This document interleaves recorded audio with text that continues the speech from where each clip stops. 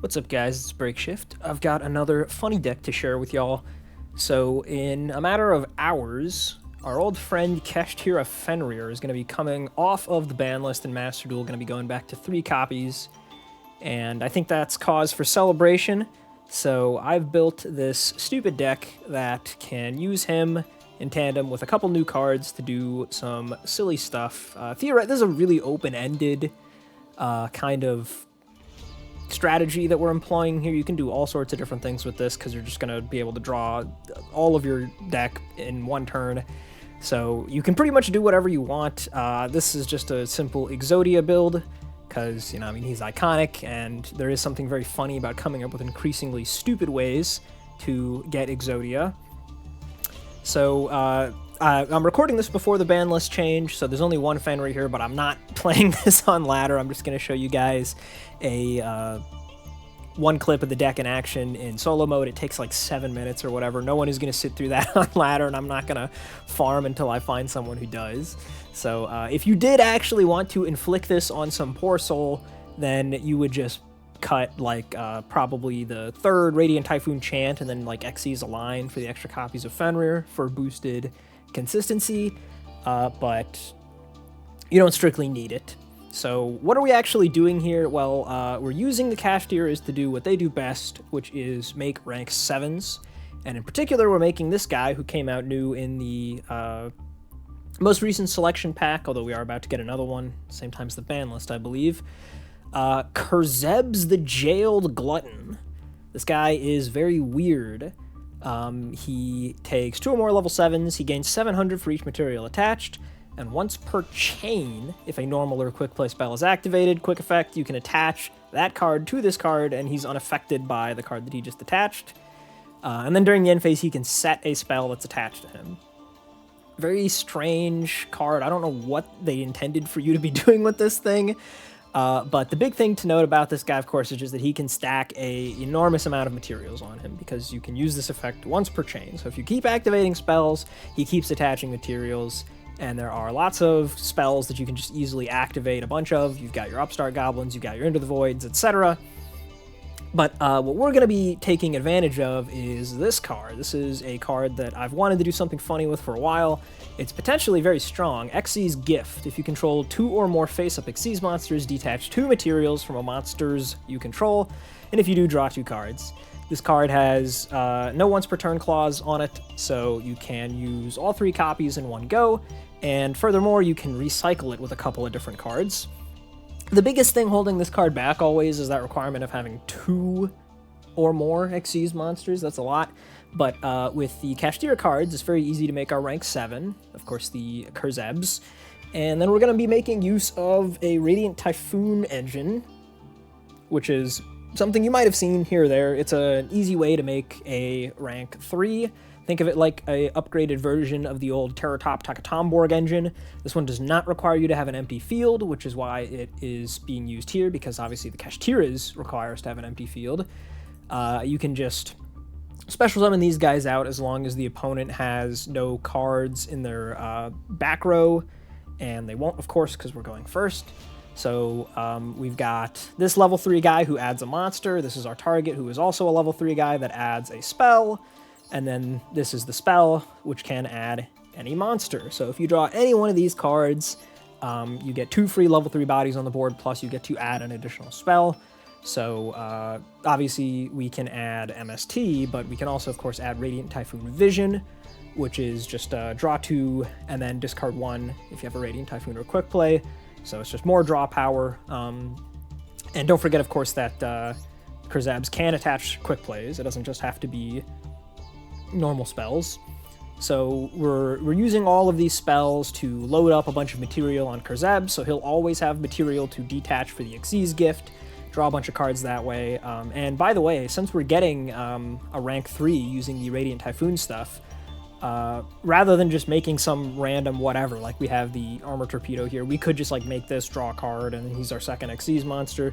But we can do something even better. We've got this guy, Materiactor Exoguard. Generic rank 3, you can detach 1 material and then either special summon a Materiactor from deck or add a Materiactor spell trap. Well, we're going to be adding a spell trap, and it's this card, Materiactor Annulus.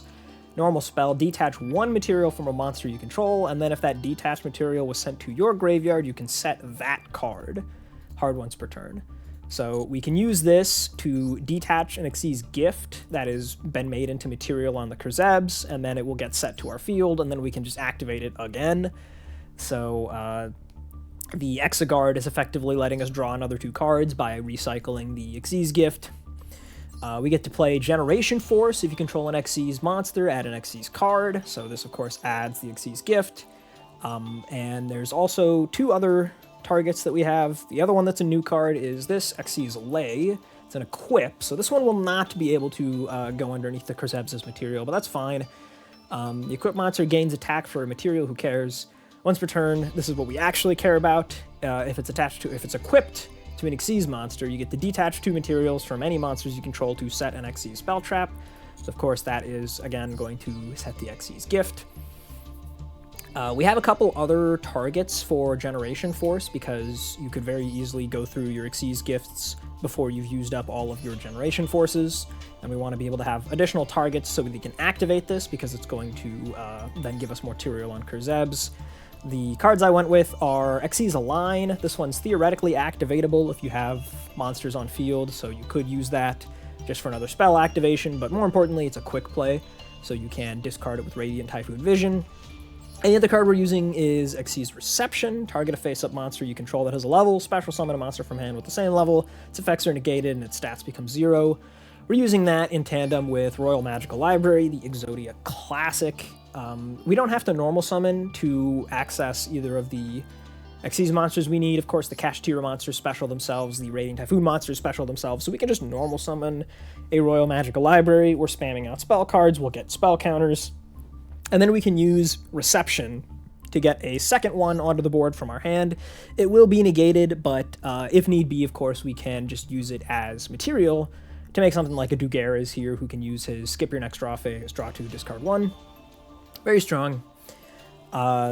Most of the extra deck here is just nonsense, of course. All we really care about is we've got the Exoguard, we've got the Kurzebs, and we've got the Dugares. Theoretically, you might want to go into Armor Torpedo if you drew a Nullus in your opening hand, and then you don't want to make Exoguard. Otherwise, though, we were just filling up the extra deck to throw off any suspicion, I guess, on the theoretical person on ladder that you would play this against if you are having a bad day.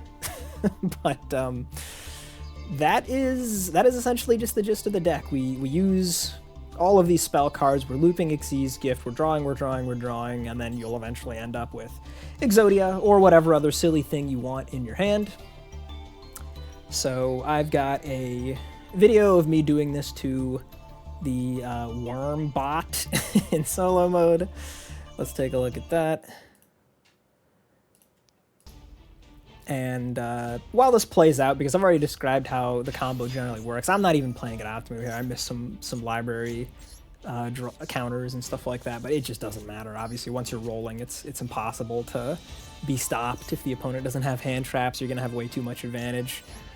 But while this is going on in the background, I guess I'll briefly mention a few other things. I did make a different funny Exodia deck like this that I never posted a video about, because it really only had the one particularly unique thing it did, which was you were trying to summon a Zold, and the idea was the highest level that a main deck monster can have in Yu-Gi-Oh! Of course, is 12, and so my thought was, well, are there any monsters that are targets to summon from deck for a Zold that are level 12? Because then you could thin your deck by 12, and theoretically that would improve your consistency if you then have draw power to get some specific thing. Again, just like this, I kind of figured that Exodia is just a funny classic thing that demonstrates the example. But after you did the funny Isolde thing, there wasn't really anything else to do other than just whatever typical Exodia thing, you know, activate Golden Bamboo Sword or whatever. Anyway, it turns out that, yeah, there is a target that's level 12. There's actually 2 of them. One of them's a UR, it's like a Vsauce lore thing. The other one is just an N rarity, Flower Cardian Polonia. But yeah, because I couldn't come up with anything else funny to do after you just went Isolde dump 12, I never ended up making a video on that or anything. But it has been a little while since I've posted a video in general, And that's because I feel like deck building's in a very weird place in Yu-Gi-Oh! Currently, where it's actually getting quite a bit harder to build weird, goofy decks that are actually capable of accomplishing much of anything. And a big part of that, I think, is the increasing focus on the so-called turn zero cards, stuff like your Dracotail Phimina, stuff like your Cool Toon Clip, and so on and so forth. I know that there's a lot of mixed feelings about the turn zero cards. I think that when the idea of turn zero cards is working at its best, you know, like you're getting to access your engine at the same time as your opponent. You're both getting to interact with each other instead of just, you know, negating with hand traps or just sitting there and waiting so that you can slam down some broken, unfair board breaker card. That's good gameplay, and I do like that.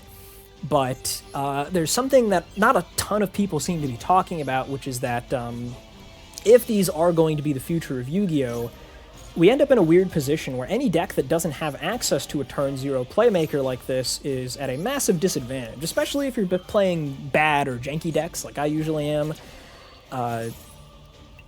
You know, you're already in trouble, and most of the time the only real chance you have is if you either draw like an extremely good hand going second with like the perfect ratios of hand traps and starters and so on, or is just if you go first. You know, that's kind of the thing that levels the playing field, is you get to go first, but your deck is much worse than the opponent's.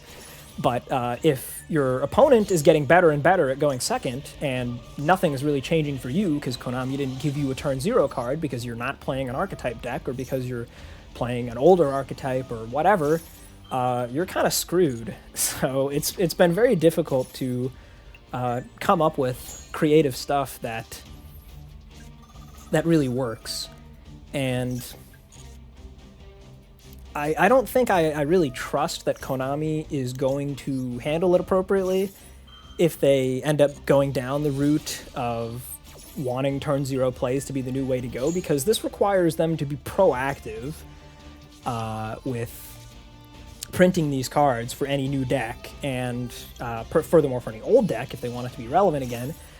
And what's even worse is that we're concentrating a lot of power into the turn zero cards specifically, where maybe if the deck is good in general, but the specific turn zero card that they went with is a little bit too weak, now the whole deck suffers massively because of it.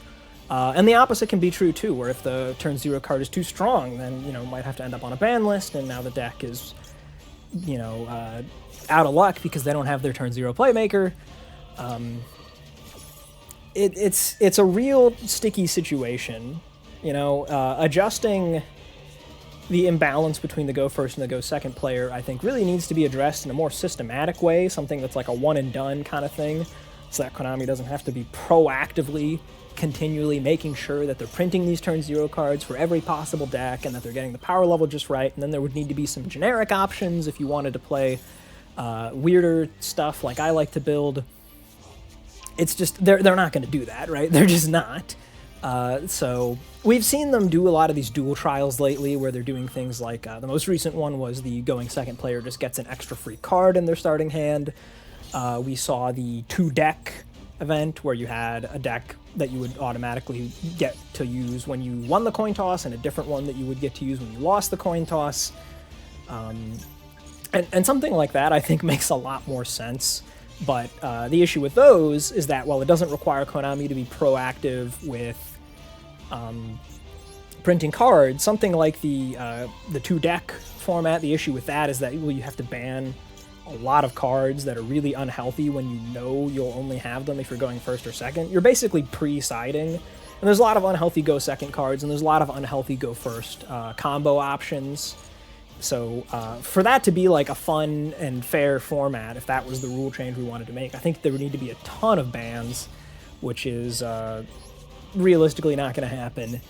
And then if you look at something like the second player gets an extra card, that is maybe a bit of a better fix, but the issue with that is that it doesn't really address the root problem.